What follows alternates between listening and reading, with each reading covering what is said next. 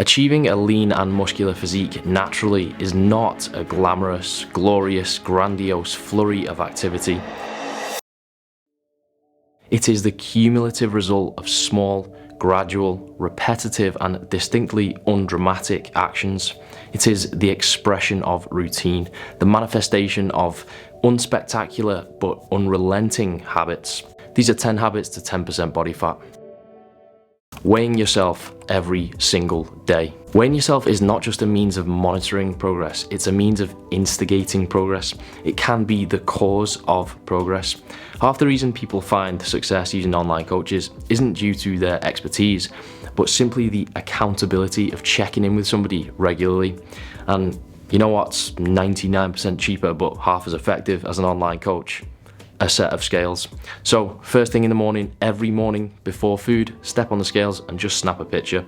This is one of the most impactful and effective habits that you can adopt when you're trying to get lean. Number 2, prioritize resistance training. One of the most common mistakes that people make when trying to get lean is overemphasizing cardio and calorie restriction and not placing enough importance on weight training.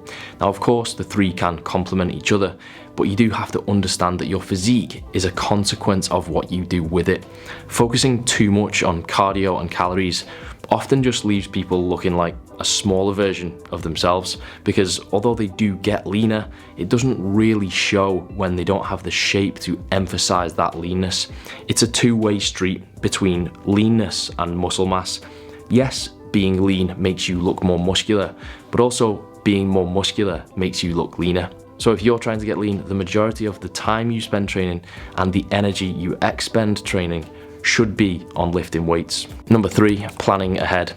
Getting to 10% body fat requires you to make the right choice many times over.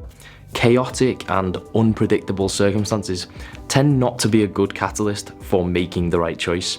A break in routine often leads to poor decisions. So whilst accepting that there is an element of uncertainty that comes inherent with existence, you should do your utmost to plan ahead when it comes to your training, nutrition, and rest.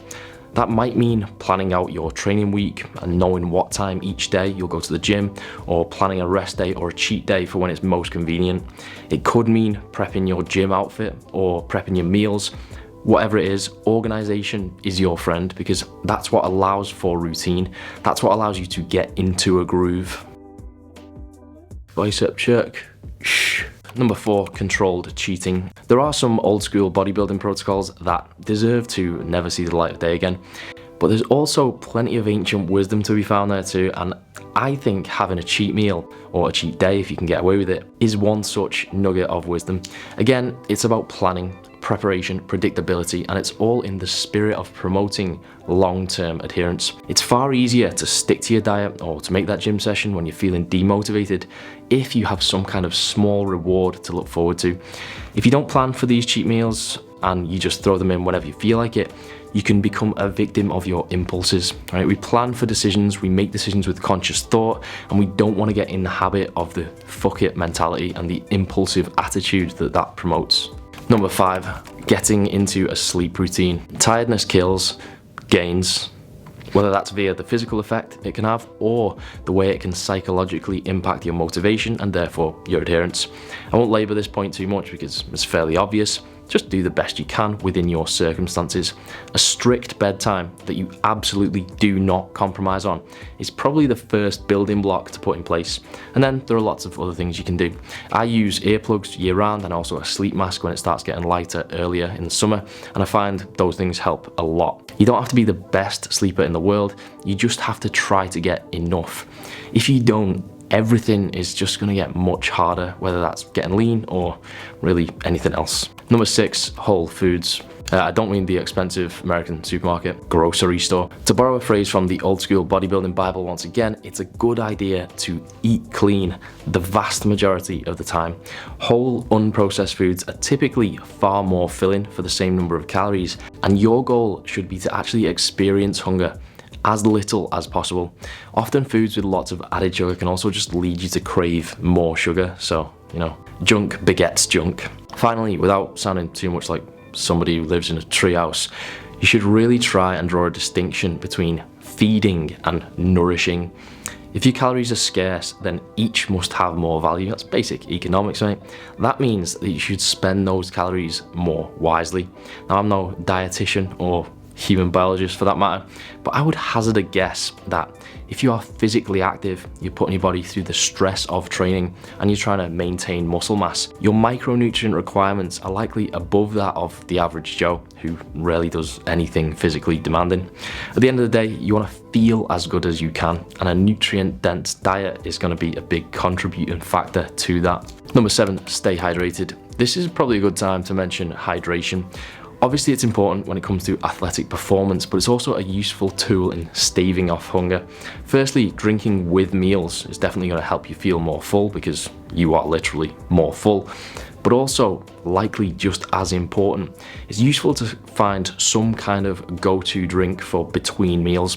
When it comes to snacking, often it's not the actual snack that we want, it's the stimulation of just having something, and a low or no calorie drink can still provide that stimulation. So tea, coffee, any kind of carbonated drinks, just find something that fits within your caffeine tolerance and your disposition regarding artificial sweeteners. Number 8, stay busy / stay distracted. Following from what I just said about stimulation, you generally want to avoid being bored if at all possible.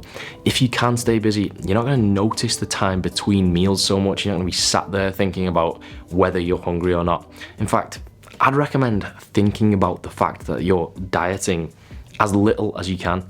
If you utilize your calories well and you do things at a reasonable pace, then there really isn't any need for most people to experience much actual hunger at all, at least for the majority of a dieting phase. The trouble is, many people equate being bored with being hungry. It's an easy mistake to make, and they are not the same thing. If I can take this whole thing one further and just digress a little, it would be my advice to try not to identify with being on a cut whatsoever, right? I identify as someone on a bulk even when I'm on a cut because it helps me, you know what I mean? Like, placebo is real, and you will exacerbate any difficulty by believing the notion that what you're doing is difficult. You shouldn't be thinking, oh, I want to cut, I'm going to be hungry, I'm going to have no energy, I'm going to be weak in the gym. Those things are not foregone conclusions. Again, assuming that you do things at a reasonable pace and aim for a sensible rate of weight loss. Every day should be just another day. Everything is normal except you just have a different calorie target to aim for on MyFitnessPal. Number 9, burn calories for fun. Now, this is an ancient concept known as leisure. A lot of videos like this one will mention something called NEAT, which is basically an acronym for the calories they burn via everything that isn't exercise. Tapping your feet, typing, painting the fence, right? Whatever, right? That's fine. If you're generally active, it's going to help. But something that's far better than that is finding some kind of leisure activity that burns calories. In other words, exercise that doesn't really feel like exercise. Now, I detest running. That's not an understatement, right? But throw a ball, some AstroTurf and 13 other people into the equation. Suddenly, my cardio level magically improves beyond anything that I'd be capable of on a treadmill. Maybe it's some other sport for you, or maybe you just like walking up hills, hopefully back down again as well, otherwise you'd be stuck up a hill. Whatever it is, right? Something that's going to contribute towards your calorie burn without feeling like it's a chore that you have to get through. That's going to make things a lot easier in the long run. Number 10, tracking every calorie. Lastly, but certainly not least, maybe most in fact, tracking every calorie. Now, don't misunderstand me. I don't think that everyone should always be tracking their calories and macros. But when you're dieting, and particularly if you're new to dieting and you're not really good at estimating your intake, plugging absolutely everything that passes your lips into MyFitnessPal is going to be indescribably beneficial. And I do mean everything. You would be surprised how many people say to me, I've been on 2,000 calories a day and I'm not losing any weight. And then it actually turns out that they're just on 2,000 calories a day, Monday to Friday, right? Now, eventually you can be a bit more laid back about it.